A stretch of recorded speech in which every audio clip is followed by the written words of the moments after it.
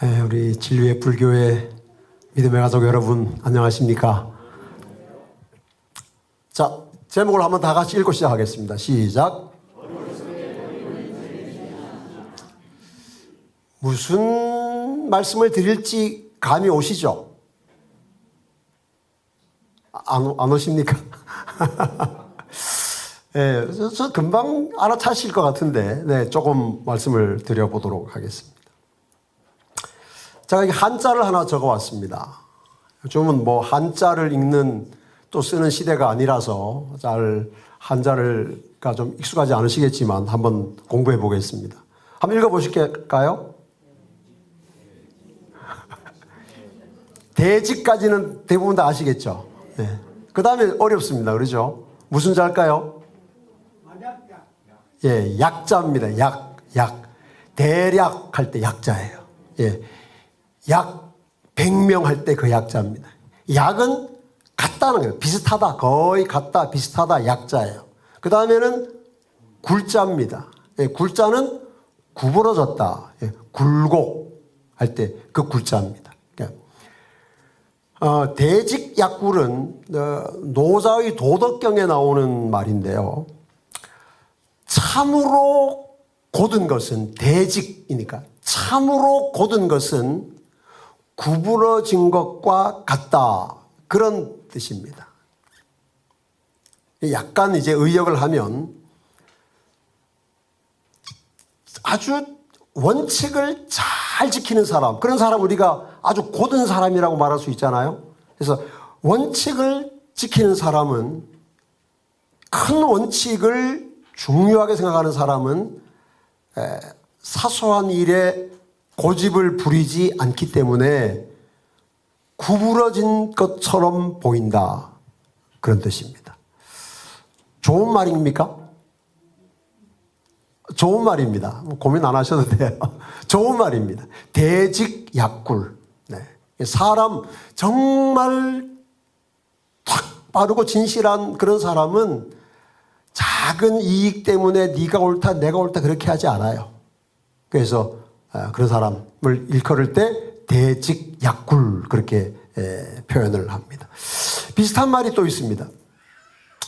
이제는 세자는 아시겠죠? 대자는 알겠고 그 다음에 세 번째 약은 알겠는데 두 번째는 뭘까요? 예, 교자입니다. 교자는 아주 탁월하다, 뛰어나다 그런 거예요. 예, 아주. 그 다음에 마지막 글자는 졸자입니다. 졸은 졸작, 졸품 뭐 그런 거예요. 무슨 뜻인가 하면 탁월한 사람이나 작품은 보잘것없는 것과 같다. 그렇게 보인다는 거예요. 정말 뭐 대단한 작품, 예를 들면 피카소가 그린 그림과 우리 눈에 보면 대단한 그림 같아요? 아니면 유치원생이 그린 것 같아요? 뭐 이제 말하자면 그런 겁니다. 그래서 대단히 뛰어나고 탁월한 것은 사람들의 눈에 보기에 별것 아닌 것처럼 보인다. 정말 뛰어난 사람은 자신을 드러내거나 과시하지 않기 때문에 좀 어리숙하게 보인다. 그런 뜻입니다. 좋은 말입니까? 좋은 말입니다. 하나 더 보실까요? 대변약누리입니다. 대변은 정말 말 잘하는 거예요. 정말 말 잘하는 것은 뭐와 같은가 하면 어눌한 것과 같다. 참으로 지혜롭게 말하는 사람은 거기다가 막 화려한 미사여구나 또 뭐 수식을 막 달지 않기 때문에 그 말이 별로 그렇게 대단하게 들리지 않습니다. 그러나 가만히 들어보면 그 말에 지혜가 있고 진실함이 있고 그래서 마음에 감동이 되고 설득이 된다. 그래서 대변약눌 그런 뜻입니다. 이것도 좋은 말입니다. 자, 오늘 마지막 네 번째는 한번 읽어보실까요? 시작. 예, 대지약우입니다.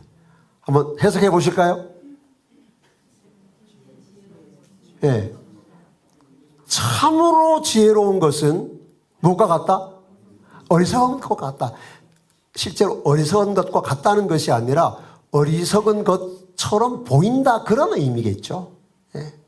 정말 지혜로운 것은, 큰 지혜는 어리석은 것과 같은데, 정말 지혜로운 사람은 그 지혜를 가볍게 드러내지 않기 때문에 어리숙해 보여요. 대지약우입니다. 여러분, 하나님을 믿는 것은 지혜로워 보일까요? 어리석게 보일까요? 여러분은 지혜롭게 보이겠죠. 우리 지혜롭게 보이니까 믿는데, 하나님을 믿지 않는 사람들이 봤을 때 하나님 믿는 것은 지혜로워 보일까요? 어리석게 보일까요? 네.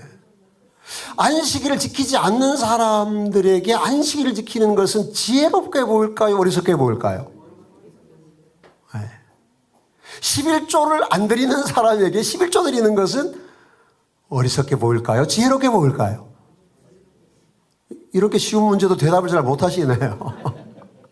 너무 복잡하게 고민 안 하셔도 됩니다. 저는 어려운 문제는 잘 안 내니까.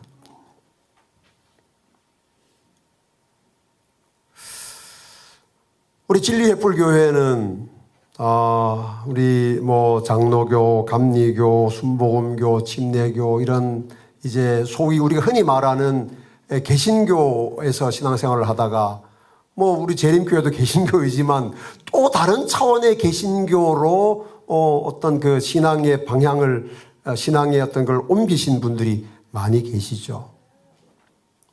여러분이 이 재림신앙을 제대로 알기 전에 재림신앙은 지혜롭게 보였습니까? 어리석게 보였습니까? 저는 우리 윤 목사님께서 몇 년 전에 그 삼육중앙교회에서 하신 말씀을 다 들었는데요. 목사님 도대체 이런 게 어디 있냐 이렇게, 그래서 이걸 한번 파헤쳐보자, 이렇게 깨보자, 그렇게 해서 시작하셨다는 거 아니에요. 얼마나 어리석게 보였으면 그러셨겠습니까? 네. 대지야구입니다. 하나님이 주시는 진짜 지혜는 어리석게 보입니다. 어리석게 보이기 때문에 그것이 진짜 만약에 우리의 믿음이, 우리의 신앙이 온 세상 사람들에게 다 사랑받고 인정받고 존중받으면, 아무도 시비를 걸지 않으면 가짜일 거예요. 왜냐하면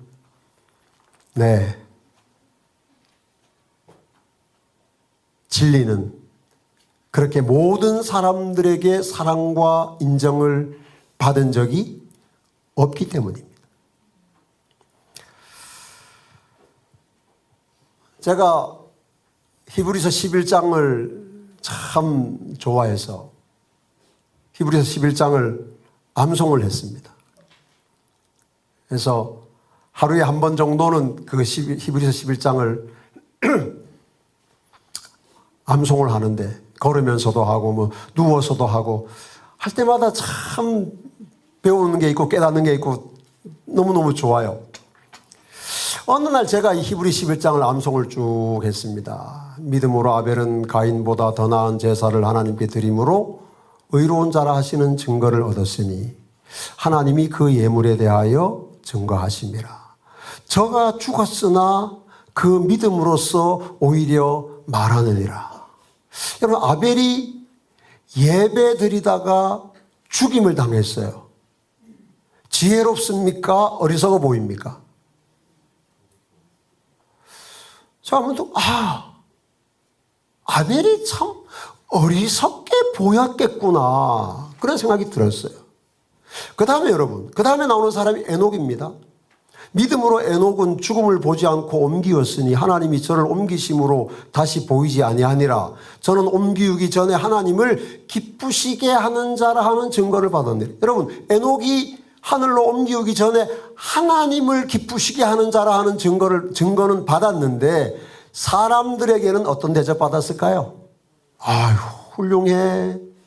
믿으려면 저렇게 믿어야 돼. 진짜 하나님 믿는 사람이야. 그랬을까요? 아니면 믿어도 참 이상하게 믿네.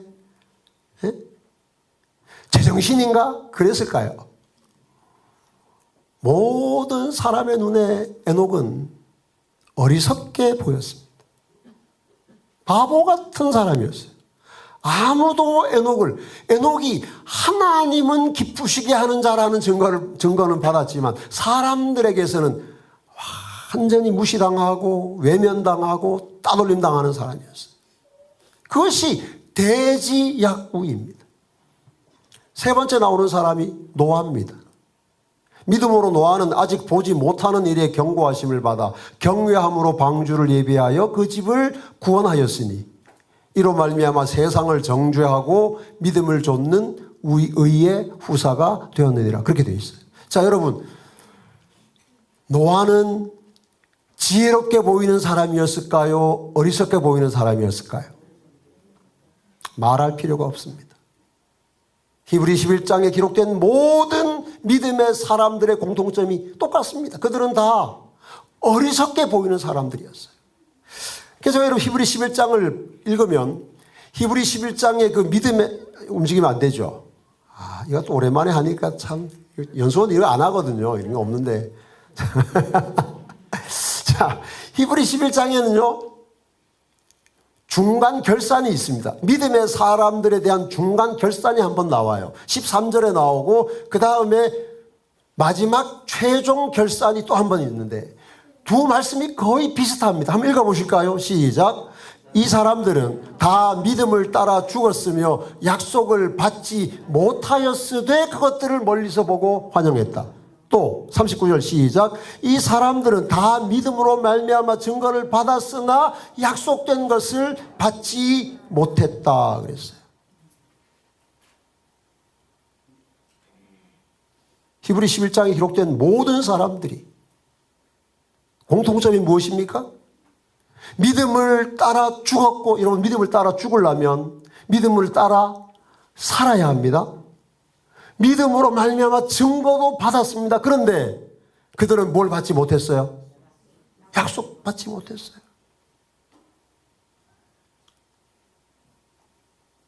믿음을 따라 열심히 헌신하고 봉사했는데, 믿음을 따라 11조 드렸는데, 믿음을 따라 건강법칙 지켰는데 약속된 것을 받았다 못 받았다? 못 받았어요. 그러면 여러분 이 사람들은 지혜로운 사람입니까? 어리석게 보이는 사람입니까? 사실은 같은 사람이죠. 지혜롭게 보이는 어리석은 사람. 어리석게 보이는 지혜로운 사람입니다.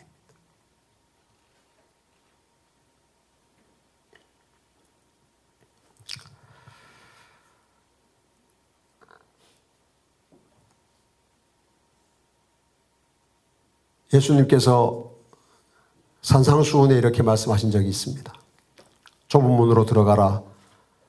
멸망으로 인도하는 문은 크고 그 길이 넓어 그리로 들어가는 자가 많고 생명으로 인도하는 문은 좁고 길이 협착하여 찾는 이가 적음이니라.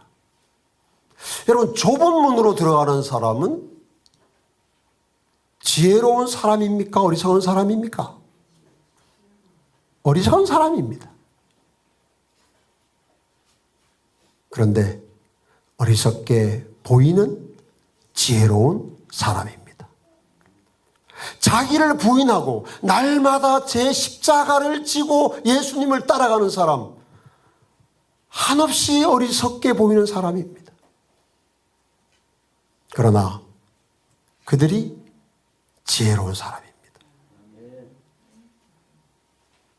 여러분, 재림신앙은 어리석게 보이는 신앙입니다. 재림신앙은 다른 사람들이 할 필요가 없다고 믿는 것을 하는 신앙이고, 다른 사람들이 버리는 것을 지키는 신앙이고, 다른 사람들이 지키는 것을 버리는 신앙입니다. 이것이 재림신앙입니다. 우리가 이렇게 살아갈 때 더 선명한 재림 성도가 되는 것입니다. 제가 이런 이제 서론의 내용을 가지고 오늘 내일까지 3시간 동안 어리석게 보이는 재림신앙의 몇 주제들을 함께 좀 나누려고 하는 것입니다. 자, 오늘 저녁에는 어리석게 보이는 재림신앙 제가 3가지를 좀 함께 나누고 싶습니다. 첫 번째는 철저한 회개입니다. 철저한 회개가 어리석게 보이는 재림신앙인가? 그렇습니다. 한번 확인해 보도록 하겠습니다. 에스겔 18장 30절 말씀입니다. 같이 읽겠습니다. 시작. 주 여호와의 말씀이니라. 이스라엘 족속아, 내가 너희 각 사람이 행한 대로 심판할지라. 너희는 돌이켜 회개하고 모든 죄에서 떠날지어다. 그리한즉 그것이 너희에게 죄악의 걸림돌이 되지 아니하리라. 계속 읽겠습니다. 그러므로 너희가 회개하고 돌이켜 너희 죄 없이 함을 받으라. 이같이 하면 새롭게 되는 날이 주 앞으로부터 이를 것이요. 여러분, 회개를 말하지 않는 기독교는 세상에 없습니다.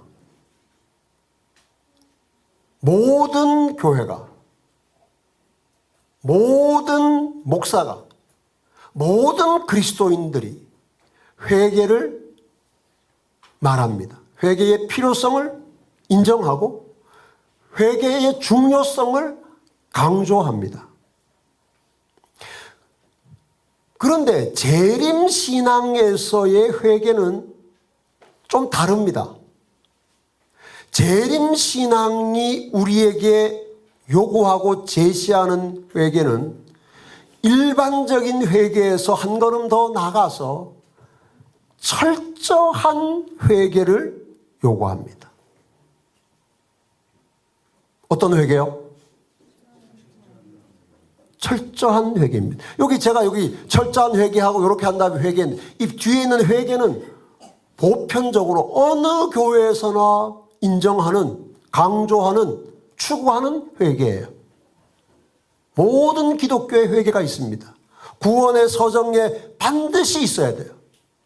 그런데 우리가 품고 살아가는 재림신앙에서의 회개는 한 걸음 더 나아갑니다.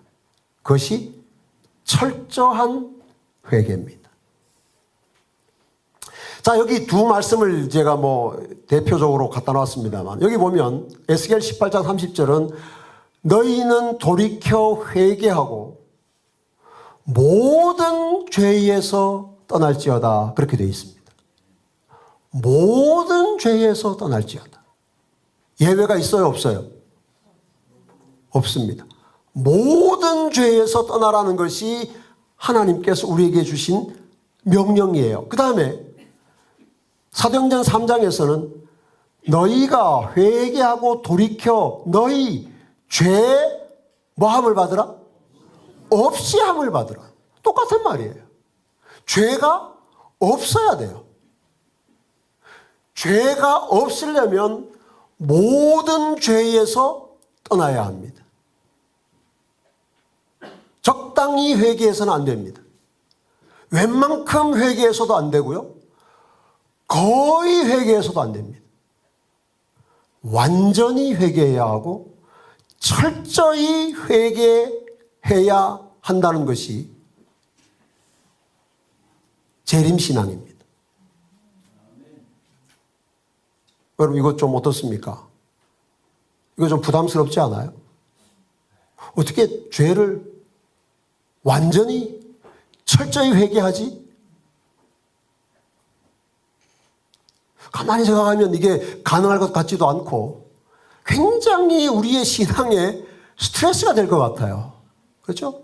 회개만 해도 어려운데 회개 얼마나 어려워요. 우리가 예를 들어서 담배 하나 끊고 술 하나 이게 하는 것도 어려운데, 아니 모든 죄에서 떠나고 죄 없이 함에 이르는 회개를 한다는 것이 가능한가? 많은 사람들이 이 질문 앞에서 불편해합니다. 두려워하죠. 그래서 이런 철저한 회개를 설교하거나 가르치거나 그렇게 하는 일은 거의 기독교 안에서 찾아보기 어렵습니다. 그러나 하나님은 우리 재림 성도들에게 철저한 회개를 요구하십니다. 철저한 회개가 아니면 우리는 회개하지 않는 것입니다.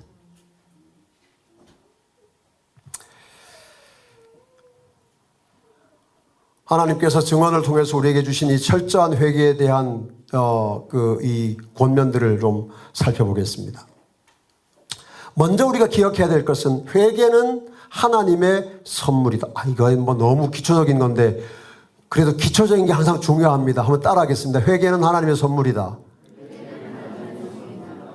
이 말은 우리 스스로 회개할 수 있다 없다? 그건 다 잘 아시죠? 회개는 내 안에서 시작되는 게 아니라 하나님께서 주셔서 시작되는 거예요. 그러니까 철저한 회개도 내가 하는 게 아니겠죠.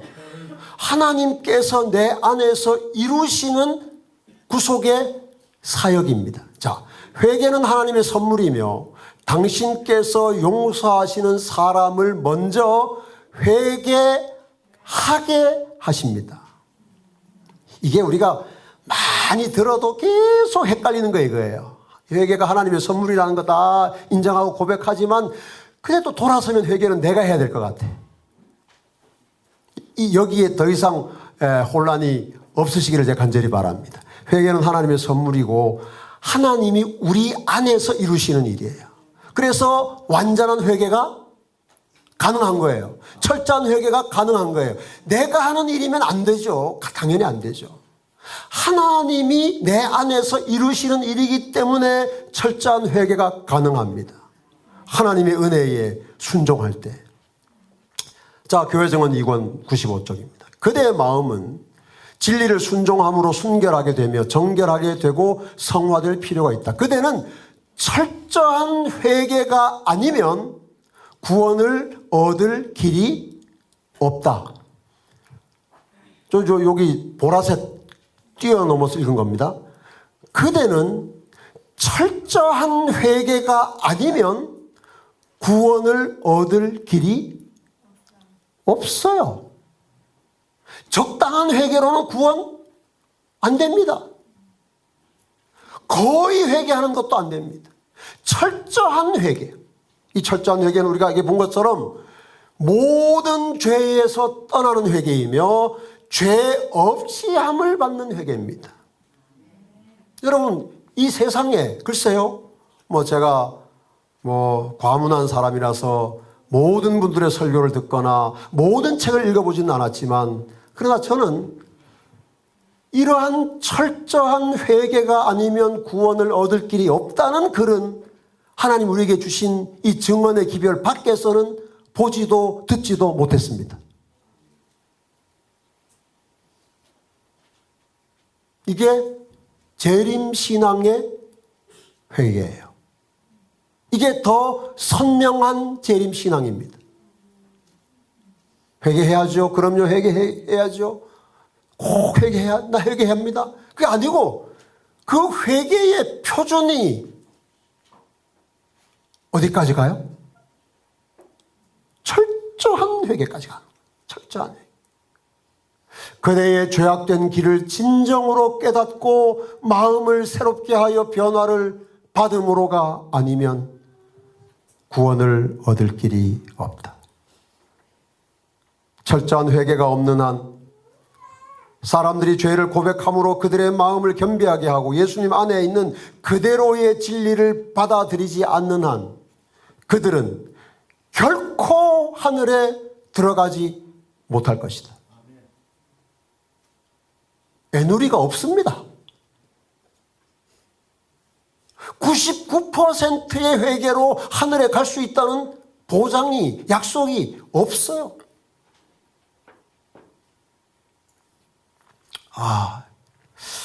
전교연 수련회 괜히 왔다.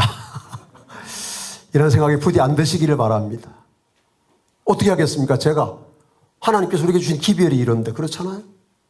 철저한 회개가 없는 한 그들은 결코 하늘에 들어가지 못할 것이다. 그러면 철저한 회개가 도대체 어느 정도의 회개인지가 이 증언에는 좀 더 구체적으로 기록되어 있습니다. 좀 살펴보겠습니다. 그리스도의 의는 품고 있는 단 하나의 죄도 가리워 주지 않을 것이다. 오늘날 이 기독교 안에 그리스도의 의가 무엇으로 전락되었는가 하면 그리스도의 의는, 그리스도의 은혜는 인간의 어떤 죄도 다 덮어서 안 보이게 해주는 담요가 됐어요. 덮어놓으면 안 보이잖아요. 그런데 안 보이는데 있어요, 없어요? 어디 있어요? 담요 안에 있어요. 담요 안에.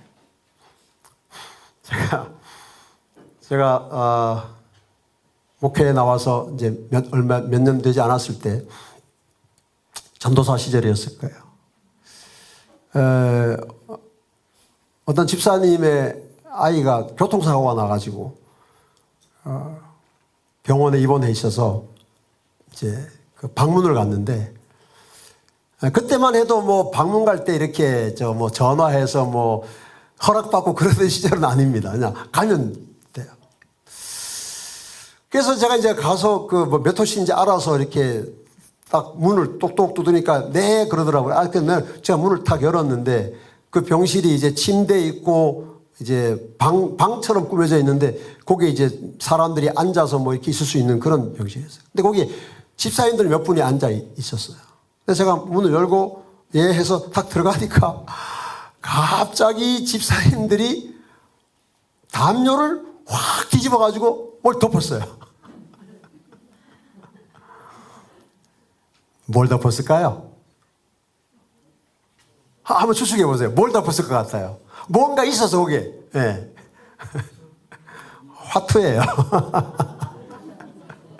화투를 치고 있다가 갑자기 전도사가 들어오니까 놀래가지고 그 화투는 이렇게 담요 깔고 하잖아요. 여러분은 잘 모르시나 본데. 확 뒤져가지고 덮었는데 안타깝게도 화투 한 장이 나왔어요.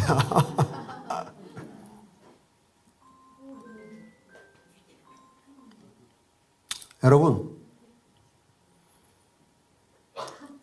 오늘날 이 세상에 변질된 복음이 그리스도의 의를 그렇게 화투장 덮어버리는 담요 정도로 변질시켜 놓았고 이것이 사람들에게 너무 매력적이에요. 야, 하나님의 은혜가 이렇게 우리의 죄를 그냥 이렇게 덮어버려 주시는구나. 그리고 계속 죄를 품고 살아갈 수 있는 용기를 주는 거예요. 복음이. 여러분, 이런 거짓 복음이 세상을 뒤덮고 있기 때문에 하나님께서 재림신앙을 통하여 우리에게 더 선명한 복음을 제시해 주신 거예요. 그리스도의 의는 품고 있는 단 하나의 죄도 가려주지 않습니다.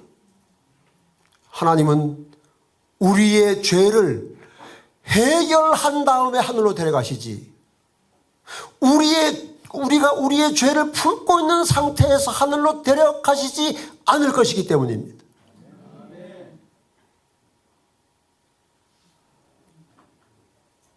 단 하나의 죄도 그리스도의 의가, 그리스도의 은혜가 가리워 주지 않을 것이기 때문에 우리에게는 선택의 여지가 없습니다. 철저한 회개만이 살 길입니다. 회개하지 않은 한 가지 죄는 그대를 향한 하늘 문을 닫기에 충분하다. 이런 말씀 저도 젊은 시절에 읽을 때는 너무나 힘들고 불편했어요. 회개하지 않은 한 가지 죄는 그대를 하늘 향한 문을 닫기에 충분하다. 그대를 향한 마음속에 품은 한 가지 죄는 품성을 타락시키고 다른 사람들을 그릇된 길로 인도하기에 넉넉하다. 우리가 이런 말씀 드리면 이런 생각을 할 수 있어요. 야, 하나님이 정말 어떻게 그러실 수가 있나? 한 가지 죄 때문에 사람을 구원하지 않으신다는 말이야? 너무하시네? 근데 여러분, 그 한 가지 죄는 한 가지 죄가 아니에요. 이거 보세요. 탐욕의 죄는 발람을 기회주의자로 만들었으며 이 한 가지 죄를 통하여 사탄은 그를 어떻게 했어요? 완전히 지배했어요. 여러분, 우리에게 있는 한 가지 죄는 그 한 가지 죄로 끝나는 것이 아니라 사탄이 우리를 완전히 지배할 수 있는 통로가 되는 거예요. 근거가 되는 거예요. 그래서 하나님은 우리에게 완전한 회개를 요구하시는 것입니다. 왜요? 사탄이 우리를 더 이상 지배하지 못하도록 하기 위해서입니다.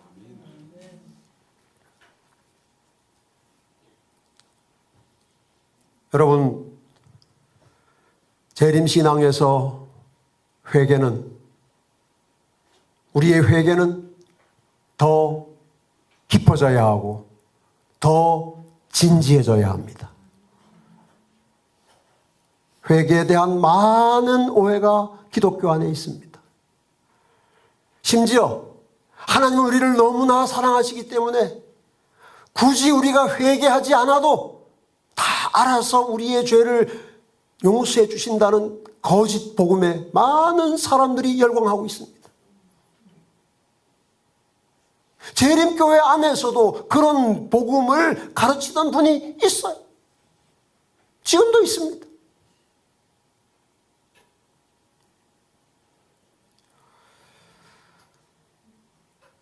그런 사람들에게 철저한 회개를 요구하는 재림신앙은 얼마나 어리석게 보이겠습니까? 하나님 사랑 못 믿는 사람 같잖아요. 예? 아니, 이렇게 하겠습니다. 아이고, 야, 하나님이 얼마나 마음이 넓으신데, 얼마나 우리를 사랑하시는데, 그래, 회개하면 용서하고, 회개 안 하면 용서 안 하시는 게, 그게 사랑이 하나님이냐? 이렇게 말하면, 여러분, 그런 말 들으면 어떻습니까? 아유, 그 진짜 복음인 것 같지 않아요?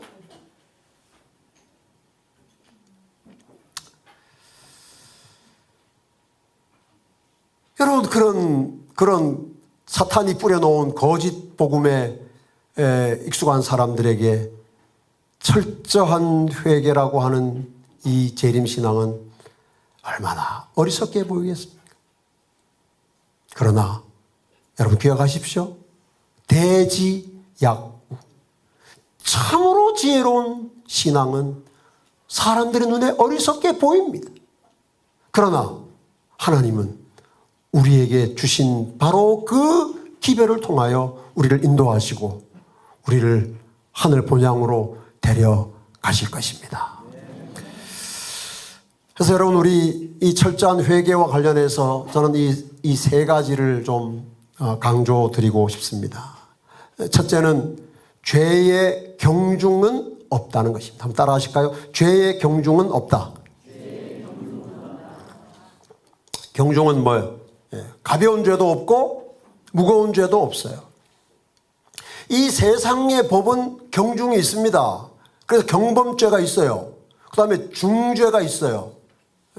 그러나 하나님께는 죄에 뭐가 없어요? 살인죄는 더 무겁고 탐심을 실제로 훔치지도 않고 탐심만 품은 것 죄는 가볍고 그렇지 않다는 말씀이겠죠. 죄의 경중이 없어요. 하나님의 율법을 거스르는 모든 죄는 그것이 아무리 사소한 것이라도 계산서에 기록된다. 하나님 계산서 내놓으신대요. 야, 명노상 너 이건 네 계산서야. 거기에 명노상 씨가 죄를 지으면 얼마나 짓겠습니까? 저 사람이 거의 법 없이도 살 사람 아닙니까? 법 없이는 살아도 죄는 있어요.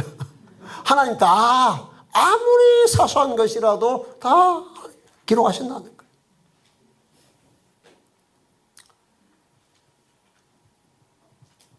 우리가 이 세상이라는 법 체계, 또 보편적으로 사람들이 가지고 있는 이 법에 대한 개념 안에서 우리도 살아가기 때문에 나도 모르는 사이에 죄에 대한 경중이, 다른 사람 볼 때 아유 그 사람 진짜 그런 죄를 지었단 말이야, 정 떨어지네, 그렇게 하지만 어떤 사람은 뭐 그 사람이 그럴 수도 있지.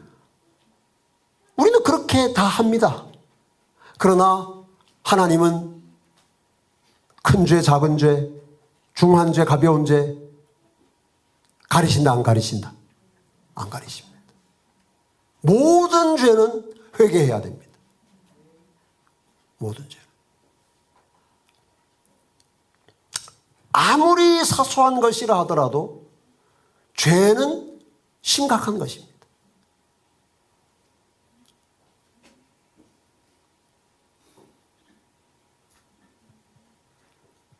소위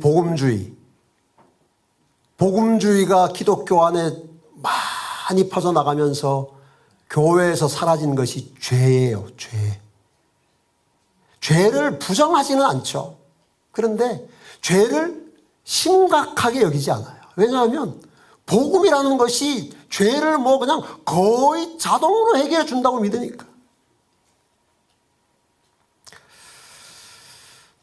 여러분, 죄의 경중이 없다는 이 사실을 우리의 마음에 새기고 작은 죄, 사소한 죄에 대해서까지라도 철저히 회개하는 우리 재림 성도가 되기로 결심합시다.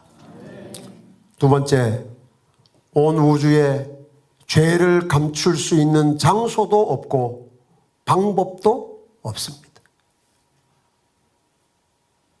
죄는 안 짓거나 회개하거나 둘 중에 하나입니다. 그 외에는 죄를 해결할 수 있는 길이 없어요. 절대로 아무리 시간이 흘러도 죄는 잊혀지지 않습니다. 왜요? 하나님이 영원하시기 때문에 그래요. 어디에도 우리의 죄를 감출 수 있는 공간이 없습니다. 어디다 감추시겠어요? 여러분, 제가 그 필리핀에서 공부하는 동안에 어느 방학 때 식구들을 데리고 여행을 갔습니다. 태국으로. 그래서 태국 가서 뭐 이렇게 이런저런 구경을 하는데 거기 뭐 수상시장에서 지나가는데 두리안을 팔아요. 두리안을. 배에서 가면서. 그때 저희 식구들 중에 아무도 두리안을 안 먹고 저 혼자 두리안을 먹을 때였어요. 그래서 두리안을 하나 샀습니다. 맛있더라고요. 근데 그걸 저 혼자 다 못 먹잖아요. 이걸 버릴 수도 없고. 요거를 어떻게 다 두었다 먹어야 되겠는데 이거 호텔에 가져가면 안 돼요. 왜냐하면 두리안 호텔 입구에는 두리안 들어오지 말라고 이렇게 딱 써놨습니다. 두리안 그림 그려놓고 이렇게 탁 돼 있어요. 왜냐하면 그게 들어가면 냄새 나기 때문에. 근데 제가 아니야, 그래도 방법이 있을까. 그래서 제가 그 파는 장사에게 비닐봉지를 한 10개쯤 얻어가지고 두리안을 쌌습니다. 그래서 이쪽으로 한번 싸고 그 다음에 돌려가지고 이쪽으로 묶고 이쪽으로. 그래서 진짜 10번을 묶었어요. 그래서 이 정도면 냄새가 안 나겠지. 그래서 제가 이제 그걸 배낭에 놓고 이제 와서 아침 일찍 돌아다니니까 피곤해서 호텔에 들어와서 오자마자 그걸 냉장고에 또 탁 넣었습니다. 이거 이제 나중에 이제 점심 때 나가서 먹으려고. 그리고 이제 피곤해서 다 누워서 잤어요. 근데 한참 자고 있는데 전화가 왔어요. 프론트에. 제가 영어도 잘 못할 땐, 지금도 못하지만 그때도 못하는데 알아들었어요. 당신 방에 두리안 있냐는 거예요. 깜짝 놀랐어요. 그래서 제가 어떻게 알았냐고. 옆방에서 신고가 들어왔다는 거예요. 옆방에서. 와, 여러분 생각해 보세요. 제가 두리안을 10번을 싸가지고 오자마자 냉장고 안에 넣었단 말이에요. 이 두리안 냄새가 그 10겹의 비닐을 뚫고 나와서 냉장고를 뚫고 나와서 방문을 뚫고 나가서 옆방으로 들어갔다는 거 아니에요. 와. 직원이 올라왔어요. 두리안 달라고 그러더라고요. 아무 소리 못하고 줬죠. 네. 정말 창피해 죽겠더라고요. 이게. 참, 나라 망신 다 시킨 거죠. 그러고 있는데 조금 있다가 보니까 밖에서 뭐 윙윙윙이 돌아가는 소리가 들려요. 문 열고 보니까 직원이 큰 그 선풍기를 갖다 놓고 그 두리안 냄새를 날려보내고 있더라고요. 제가 그때 정말 아주 중요한 교훈을 얻었습니다. 죄가 이런 것이겠구나. 감출 수 있을 줄 알았어요, 제가. 그거 뭐 두리안, 그거 뭐 이렇게 10번만 싸면 해가지고 냉장고에 넣으면 될 줄 알았는데, 이게 감춰지지 않더라고요. 제가 엊그제 다윗이 밧세바와 간음하고 우리아를 죽이는 그 장면을 읽었는데 아마 그때 다윗도 그랬을 것 같아요. 충분히 자기의 권력으로 이렇게 하면 이거 다 막아서 아무도 모르게 할 수 있을까라는 생각을 가지고 아마 제가 두리안 싸는 심정으로 막 온갖 일을 다 했을 거예요. 처음에는 뭐 결국 감추면 감출수록 뭡니까? 뭐 죄가 더 커졌죠. 감출수록 죄가 더 커졌죠. 그리고 더 비참한 결과에 이르렀죠. 여러분, 이 마지막 때에 부름받은 재림 성도로서 우리는 죄를 두려워하는 재림 성도가 됩시다. 우리가 죄를 철저히 두려워할 때 철저하게 그리스도를 필요로 하는 사람이 되는 거예요. 죄를 별것 아닌 것으로 여기는 사람은 예수님도 별로 필요 없습니다, 여러분. 뭐 예수님, 우리의 죄를 해결해 주시는 분이 아니면 예수님 그렇게 꼭 필요할 필요가 뭐가 있겠어요? 그러니 죄를 시간 지나면 잊혀지겠지, 어디에다가 넣어놓으면 뭐 감추어지겠지, 그런 헛된 생각하지 말고 우리 철저하게 죄를 회개하는 삶을 통해서 우리를 재림 성도로 부르신 그 하나님의 부르심에 합당하게 살아가시는 우리 진리횃불 믿음의 가족들 되시기를 간절히 바랍니다. 마지막으로 회개하지 않은 죄는 용서받지 못합니다. 이것도 오늘날 많이 아까 말씀드렸지만 계속 왜곡과 이 곡해가 일어나고 있어요. 뭐 용서가 꼭 필요하냐? 꼭 회개해야만 용서받냐? 아니다. 같이 읽겠습니다. 시작. 죄를 변명하거나 숨겨두고 그것을 회개하지 않고 용서받지 못한 채 하늘책에 그대로 남겨두는 자들은 모두 사단에게 정복당할 것이다. 회개하지 않으면 용서받지 못합니다. 용서받지 못하면 사탄에게 정복됩니다. 그러므로 우리가 선택할 수 있는 유일한 길은 죄를 회개하되 철저히 회개하는 것입니다. 단 하나의 죄도 남겨두지 않는 것이 우리의 신앙의 목표가 되어야 합니다.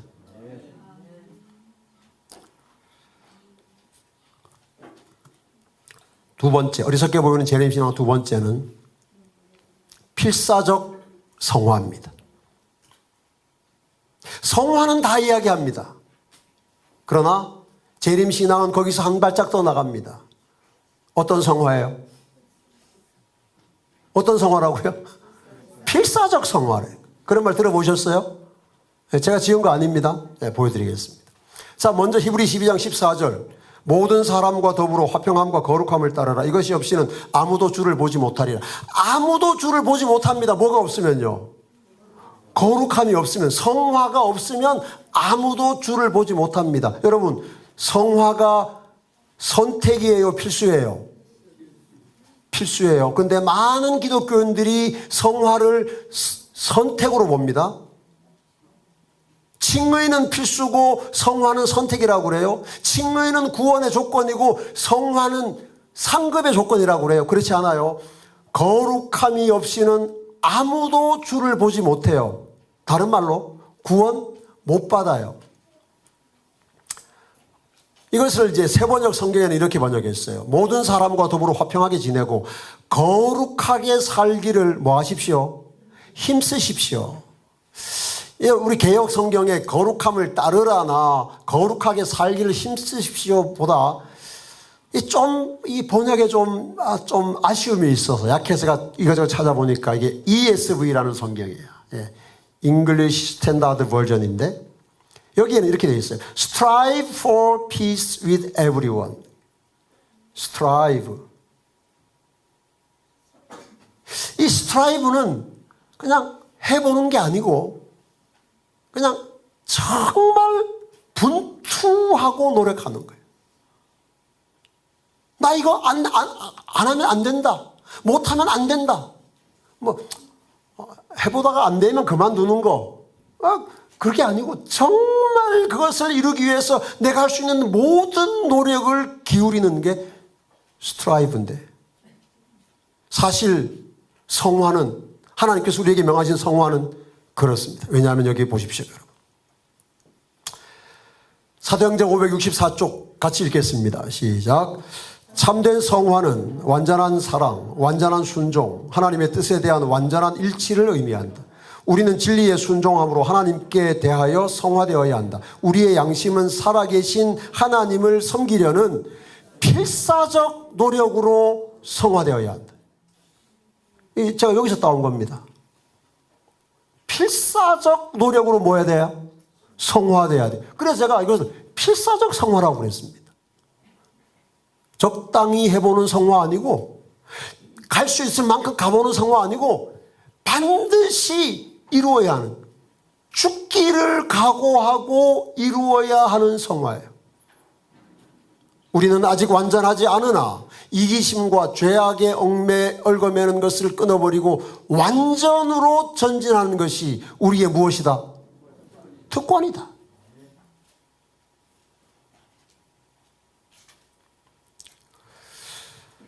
여러분, 여기 사도행전에 보면 칭의에 대한 이런 말씀이 있어요. 하나님의 성령께서 생각과 마음을 지배하실 때에 회개한 영혼에게서 새 노래가 터져 나온다. 이는 자신의 경험 가운데 하나님의 약속이 성취되었고 그의 허물과 죄가 용서되었다는 것을 그가 깨닫기 때문이다. 그는 하나님의 율법을 범한 것에 대하여 하나님께 회개하였고 인류로 의롭다 하심을 받게 하기 위하여 돌아가신 그리스도께 대한 신앙을 나타내었다. 그는 믿음으로 의롭다 하심을 얻어 우리 주 예수 그리스도로 말미암아 하나님으로 더불어 화평을 얻었다. 감사합니까? 감사해요. 이것이 칭의입니다. 하나님께서 우리를 의롭다고 하실 때 우리의 삶에 일어나는 놀라운 변화예요. 칭의예요. 이것이 모든 기독교인들이 인정하고 동의하는 칭의입니다. 그런데 재림신앙은 여기서 한 발짝 더 나가는 것입니다. 그러나 이러한 경험을 했다고 해서 앞에서 우리가 읽은 회개, 그리스도께 대한 신앙, 믿음으로 의롭다 하심을 얻음, 하나님으로도 화평을 얻은 이러한 경험을 했다고 해서 그 그리스도인이 팔짱을 끼고 그를 위해서 성취된 것으로 만족해서는 안 된다. 영적인 왕국에 들어가고자 결심한 사람은 흑암의 왕국의 군대의 지원을 받는 온갖 거듭나지 않은 성질의 세력들과 분노가 그를 대적하고 있다는 사실을 발견할 것이다. 날마다 그는 헌신을 새롭게 하고 악과 맞서 싸워야 한다. 옛 습관들, 악으로 기울어지는 유전적 기질은 언제나 지배권을 쥐려고 분투할 것이다. 이것들에 대하여 그리스도인은 언제나 경계하여야 하며 그리스도의 능력으로 승리하고자 뭐 해야 한다? 그리스도의 능력으로 승리하고자 분투 노력해야 한다. 거룩한 삶을 살고자 하는 것이 우리의 매일의 싸움이 되어야 합니다. 그게 성화예요. 이것이 없이는 아무도 주를 보지 못합니다. 여러분, 오늘날 그리스도인들의 삶에 싸움이 없습니다. 은혜는 충만한데, 감사는 넘치는데 싸움이 없어요. 안 싸웁니다. 왜 안 싸우는가? 하나님이 다 하셨다는 거예요. 이미 다 이뤄놓으셨는데 내가 싸울 게 뭐 있냐? 안 싸웁니다. 그게 오늘날 기독교예요. 하나님께서 왜 우리를 재림성도로 부르셨는가? 싸우라고 부르신 것입니다. 믿음의 선한 싸움을 싸우고 마귀를 대적하라고 부르신 것입니다. 이런 싸움입니다. 옛 습관들, 악으로 기울어지는 유전적 기질, 이것들에 대하여 우리가 그리스도의 능력으로 승리하기 위해서 필사적인 노력을 기울여야 합니다. 적당히 해보다가 안 되면 포기하는 것 복음이 아닙니다. 왜냐하면 하나님께서 우리가 그렇게 이길 수 있는 힘과 능력을 주실 것이기 때문입니다. 이렇게 정리하겠습니다. 진정한 회개와 칭의는 성화로 연결된다. 칭의는 하나님께서 우리를 위하여 하시는 일인 반면에 성화는 하나님께서 우리 속에서 하시는 일이다. 성화도 하나님 하시는 일이에요. 칭의나 성화 그 어느 것도 공로가 인정되는 행위의 결과가 아니다. 둘 다 오직 그리스도의 은혜와 의에서 기인된다. 하나님은 당신의 자녀들이 성화를 경험할 수 있도록 하시기 위하여 그들에게 성결의 영을 주신다. 여러분, 성화를 위한 그리스도인의 싸움은 어리석게 보입니다. 그러나 그것이 하나님의 뜻이고 하나님의 명령이고 우리가 그 믿음의 선한 싸움을 싸울 수 있도록 하기 위해 하나님께서 우리에게 매일매일 성령의 은혜를, 은사를, 능력을 주신다는 사실을 믿으십시다. 세 번째 어리석게 보이는 재림신앙은 완전입니다. 완전입니다. 이제 시간이 많이 없어서 간단하게 정리하겠습니다. 하나님께서 신명기 18장에 말씀하셨습니다. 너는 내 하나님 여호와 앞에서 완전하라. 예수께서 산상수훈에서 말씀하셨습니다. 너희 아버지의 온전하심 같이 너희도 온전하라. 계시록 14장의 세 천사의 기별로 형성된 백성 무리들을 표현할 때 이렇게 되어 있습니다. 그 입에 거짓말이 없고 흠이 없는 자들이더라. 완전한 사람들이라는 말입니다. 어떻게 완전하게 되는가? 완전하게 하시는 분이 계시기 때문에 완전할 수 있습니다. 예수님은 우리를 완전하게 하시는 분이십니다. 믿음의 주요 또 온전하게 하시는 이인 예수. 우리의 이 믿음의 시작이 되시고 완성하시는 분입니다. 믿음의 창시자이시고 그 믿음을 완전하게 하시는 예수 그리스도이십니다. 그분이 우리에게 명령하셨습니다. 그러므로 하늘에 계신 너희 아버지의 온전하심과 같이 너희도 온전하라. 이 명령은 일종의 무엇이다? 약속이다. 여러분, 완전은 약속이에요. 우리가 의롭게 되는 것이 약속인 것처럼 구속의 계획은 우리를 사탄의 권세에서 완전히 회복시키는 것을 의도한다. 그리스도께서는 항상 회개하는 영혼에게서 죄를 분리시키신다. 그분께서는 마귀의 역사를 멸하기 위하여 오셨으면 모든 회개하는 영혼에게 성령을 주셔서 그로 죄를 범하지 않도록 만반의 대책을 세우셨다. 그럼 여러분, 완전은 그리스도인의 특권이고 하나님의 약속이고 하나님의 선물입니다. 그들은 그들의 생애에서 뭐 해야 한다? 완전해야 한다. 자, 사도행전 566조 같이 읽겠습니다. 시작. 하나님께서는 우리 앞에 최고의 이상 즉 완전을 두신다. 그분께서는 당신께서 하나님 앞에서 우리를 위하여 행하시는 것처럼 우리가 이 세상에서 절대적으로 온전히 그분을 위하는 사람이 되라고 요구하신다. 오늘날 재림 성도들에게 안에 제가 생각하기에 좀 대단히 염려되는 부분이 있습니다. 그건 뭔가 하면 재림 성도들이 완전이라는 말을 들으면 굉장히 긴장한다는 것입니다. 완전? 저 완전주의자 아니야? 그러면 제가 어느 날 여기서 강의하는데 한 분이 목사님 질문 있습니다. 예, 말씀해 주세요. 목사님 혹시 완전주의자이십니까? 그러더라고요, 저보고. 그래서 저는 완전주의자인 줄은 모르지만 완전 믿습니다. 그랬어요. 하나님께서 우리를 완전케 하실 걸 제가 믿어요. 그랬더니 그렇습니까? 그러고 앉았어요. 한 목사님이 그랬어요. 그러니까 뭔가 하면 완전이라는 말 자체에 대해서 굉장히 재림 성도들이 아주 예민해요.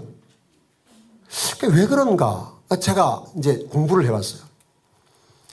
오늘날 대부분의 기독교인들은 율법이라는 말을 들으면 긴장합니다. 재림교인들은 완전이라는 말을 들으면 긴장해요. 왜 그런가 하면 율법주의자들 때문에 율법이 훼손되고 파괴됐고 완전주의자들 때문에 완전에 대한 개념이 완전히 그냥 무너져 버렸어요. 그러나 여러분, 재림 성도는 율법주의자들에 의해서 무너진 율법을 옹호해야 되고 완전주의자들에 의해서 오염된 완전을 성경적으로 회복시켜야 합니다.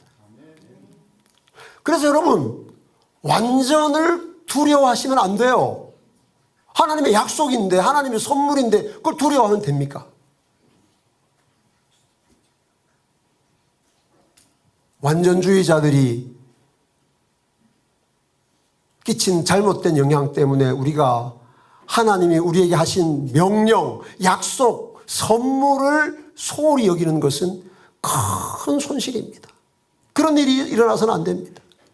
여러분, 우리 완전은 하나님 우리에게 하신 명령이기 때문에 그분의 약속입니다. 그리고 우리에게 주시는 선물입니다.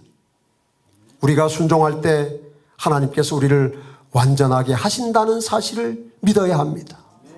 완전은 우리가 전하는 기별이 되어야 하고 완전은 우리의 삶 속에서 실천하는 복음이 되어야 합니다. 여기 빌립보서 2장 12절 13절 말씀입니다. 그러므로 나의 사랑하는 자들아, 너희가 나 있을 때뿐 아니라 더욱 지금 나 없을 때에도 항상 복종하여 두렵고 떨림으로 너희 구원을 이루라. 너희 안에서 행하시는 이는 누구시니? 하나님이시니. 완전히 우리의 노력으로 되는 것이라면 완전은 아무런 가치가 없는 것이죠. 칭의처럼, 성화처럼. 여러분, 우리가 우리의 노력으로, 우리의 의지로 이루는 것이라면 그것이 무엇이든지 하나님 보시기에는 아무 가치가 없습니다. 그러나 완전은 우리 안에서 행하시는 하나님의 일이라는 사실을 믿으십시다. 하나님께서 그 일을 우리 안에서 이루실 수 있도록 우리 자신을 하나님께 내어 맡기는 것이 우리가 해야 할 일입니다. 이것이 제가 이해하는 더 선명한 재림신앙. 그러나 한없이 어리석게 보이는 재림신앙입니다. 하나님께서 우리를 재림 성도로 부르셨으니 이 재림 기별이, 재림 신앙이 세상과 다르고 다른 기독교와 달라서 때때로 우리를 불편하게 하고 부담스럽게 하고 그렇다 할지라도, 그러나 하나님의 은혜와 능력을 믿고 하나님의 약속을 의지하고 이 어리석게 보이는 재림 신앙을 지켜나가는 대지약우의 우리 진리회불교회 가족들 되시기를 간절히 바랍니다. 이 말씀 같이 읽고 기도하겠습니다. 십자가의 도가 멸망하는 자들에게는 미련한 것이요 구원을 받는 우리에게는 하나님의 능력이라. 아멘. 하나님 아버지, 귀한 주님의 자녀들 우리 연수원으로 보내주시고 또 함께 하나님의 말씀 앞에 서게 해주셔서 감사합니다. 하나님, 저희를 재림신앙 안으로 불러주셨사오니 이 신앙에 더욱 합당하게 살아가는 대지야구의 재림성도 되게 하여 주시옵소서. 철저한 회개로, 필사적 성화로, 하나님이 약속하신 완전으로 예수님을 더욱 따라가고 닮아가고 마침내 예수님과 하나 되는 우리 모두가 되게 해 주시옵기를 예수님 이름으로 기도합니다.